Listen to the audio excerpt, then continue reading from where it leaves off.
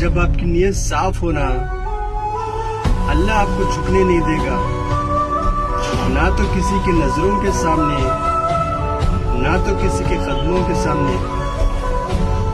अल्लाह रब्बुल इज्जत ने कुरान मजीद के अंदर फरमाते हैं कि वो तो इज्जु मंतशा, वो तो जिल्लु मंतशा, मैं जिसे चाहूँ इज्जत दूँ, मैं जिसे चाहूँ जिल्लत दूँ। तो आप लोगों के पीछे क्यों पड़े हो? कौन आपके पीठ के पीछे चुगलीखोर कर रहा है? कौन आपके पीठ के पीछे बुराई कर रहा है? अरे भाई, चुगलीखोर करने दो ना, बुराई करने दो ना।